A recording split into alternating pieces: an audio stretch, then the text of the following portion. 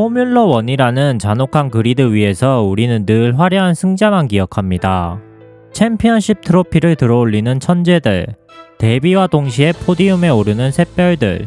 하지만 여기 그 화려한 조명 뒤에서 무려 15년이란 세월을 묵묵히 견뎌온 한 남자가 있습니다.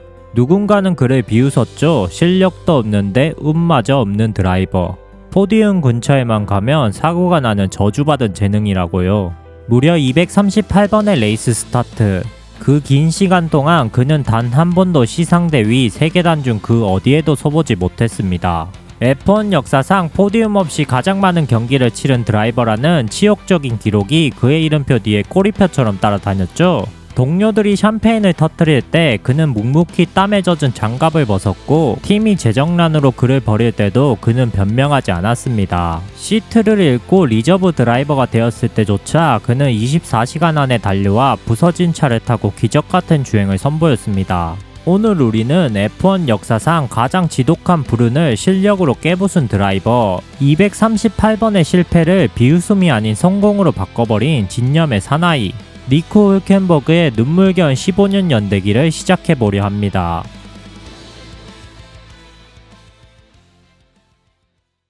2010년 독일에서 온 청년 니코 흘켄버그가 윌리엄스 시트를 차지하며 F1에 발을 들였을 때 전 세계는 새로운 스타의 등장을 직감했습니다. 헐크라는 별명처럼 그는 단단했고 데뷔 시즌부터 노련한 드라이빙을 선보였죠. 특히 브라질 그랑프리 예선, 비가 내려 트랙이 젖어버린 최악의 상황에서 그는 모두를 경악하게 만드는 깜짝 폴 포지션을 차지합니다. 갓 데뷔한 루키가 거둔 이 성적에 사람들은 니코는 곧 우승권 팀으로 갈 제목이라며 찬사를 보냈죠. 하지만 F1은 실력만으로 생존할 수 있는 곳이 아니었습니다. 윌리엄스는 지독한 재정난에 시달렸고 실력 있는 니코 대신 거액의 후원금을 들고 온 파스도르 말도나도를 선택했죠.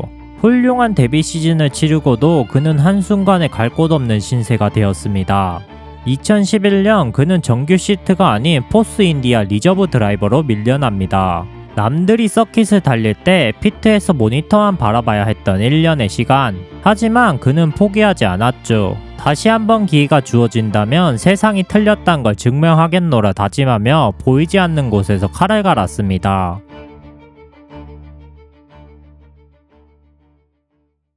2012년 다시 정규 드라이버로 복귀한 니코는 자우보와 포스 인디아를 오가며 꾸준히 성적을 냅니다. 2013년 코리아 그랑프리에서는 압도적인 퍼포먼스로 자신의 최고 성적인 4위를 기록하며 포디움 문턱까지 갔고, 2014년에는 페라리 알론소와 대결하며 드라이버 챔피언십 9위라는 놀라운 성적을 거둡니다. 특히 2015년은 그의 인생에서 가장 기묘한 해였습니다.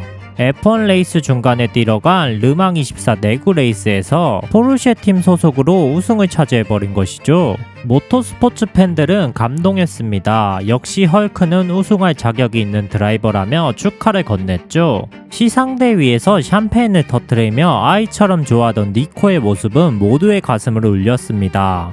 그러나 잔인하게도 F1에서의 포디움은 여전히 그를 외면했죠.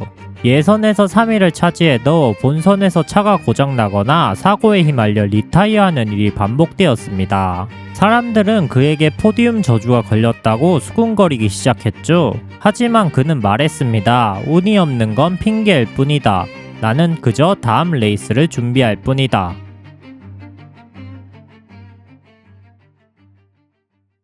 2017년 니코는 르노의 리더로 부임합니다.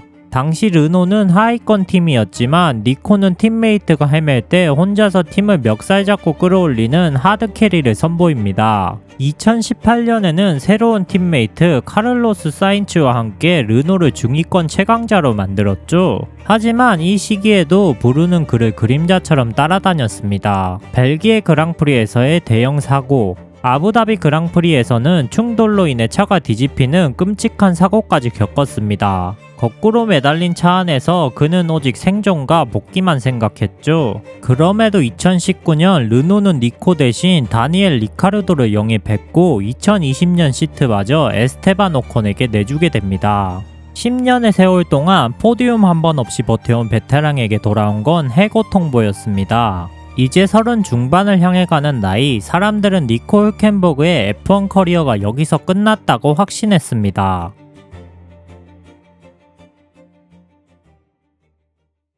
2020년 전 세계를 덮친 코로나19는 니코에게 기묘한 기회를 선물합니다.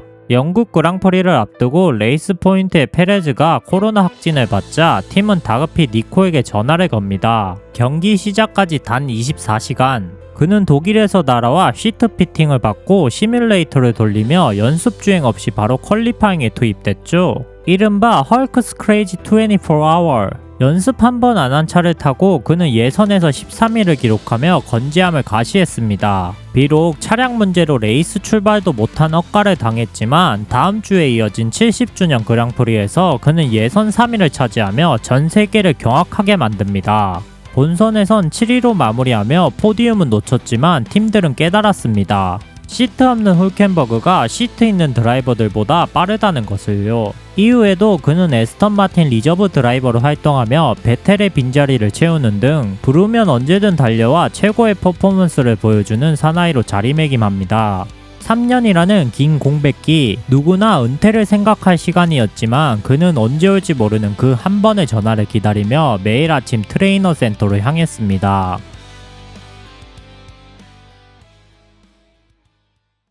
2023년 드디어 하스 F1 팀이 그에게 정규 시트를 제안합니다. 4년 만에 풀타임 복귀. 사람들은 그의 기량에 의문을 표했지만 니코는 개막전부터 예선 10위를 기록하며 의심을 실력으로 잠재웠습니다. 타이어 관리가 최악이었던 하스차를 타고도 그는 호주 그랑프리 7위, 캐나다 그랑프리 예선 2위라는 믿기지 않는 성적을 냈죠. 비록 차의 한계로 본선 순위는 떨어졌지만 니코는 매 경기마다 자신이 왜 이 그리드에 남아야 하는지 증명했습니다. 2024년 하스에서의 마지막 시즌, 그는 오스트리아와 영국 그랑프리에서 2회 연속 6위를 기록하며 하스의 컨스트럭터 순위를 지켜냈습니다.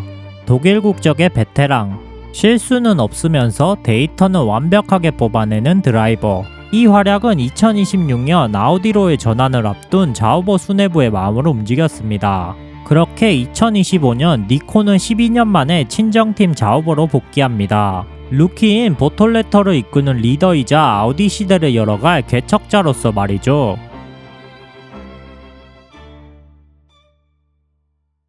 (2025년) 자우버의 차는 그리드에서 두 번째로 느린 차였습니다. 개막전 호주에선 7위를 기록하며 반짝였지만 이후에는 계속되는 성능 저하와 실격으로 고전했죠. 하지만 니코는 포기하지 않았습니다. 스페인에서는 5위, 캐나다에선 8위를 기록하며 조금씩 기회를 엿보던 그에게 운명의 12라운드 영국 실버스톤 그랑프리가 찾아옵니다. 예선 19위 최하위권에서의 출발이었죠. 하지만 하늘은 훌켄버그의 15년 진념에 응답하듯 비를 뿌리기 시작합니다. 상위권 드라이버들이 왔다갔다 하는 날씨 때문에 타이어 전략 혼란에 빠졌을 때 15년차 베테랑 니코의 직감이 번뜩였습니다. 팀의 슬릭 타이어 제안을 2번이나 거절하고 젖은 노면을 버텨낸 그는 다시 비가 쏟아지는 타이밍을 정확히 맞추어 새 인터미디어트 타이어로 교체했습니다.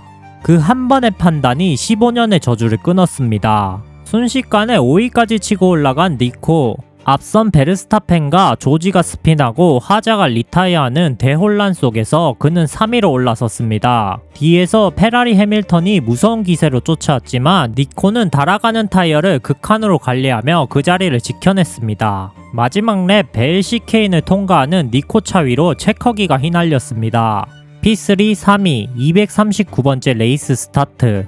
데뷔 후 15년, 전 세계 중계진은 소리 높여 외쳤습니다.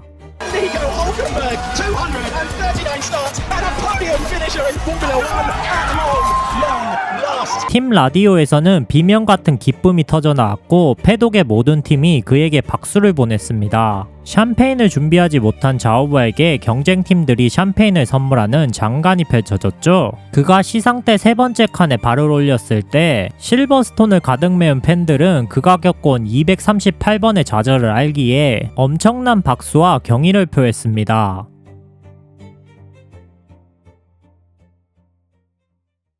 니코 훌켄버그의 15년은 우리에게 묻습니다. 당신은 꿈을 위해 몇 번이나 넘어질 각오가 되어 있나요? 그는 238번 넘어졌습니다. 팀에게 버려졌고 차가 뒤집히고 포기할 명분이 차고 넘쳤습니다. 하지만 그는 239번째 경기를 위해 다시 헬멧을 썼습니다. 그리고 마침내 세상에서 가장 늦었지만 가장 아름다운 포디움에 올랐죠. 그는 이제 2026년 아우디라는 거대한 이름과 함께 새로운 시대를 준비하는 중입니다. 이제 더 이상 사람들은 그를 운 없는 드라이버라고 부르지 않습니다. 대신 절대 포기하지 않는 사나이라 부르죠. 인생이라는 서킷 위에서 자꾸 부딪히고 계신가요? 닿을 듯 말 듯한 성공이 자꾸 멀어지고 계신가요? 포기하고 싶을 때 이 독일 드라이버를 꼭 기억하십시오. 238번의 실패는 단지 239번째 기적을 위한 밑거름이 되었다는 것을요. 지금까지 238번 넘어져도 239번 일어난 사나이 니코 훌켄버그의 이야기였습니다. 시청해주신 분들 감사드립니다.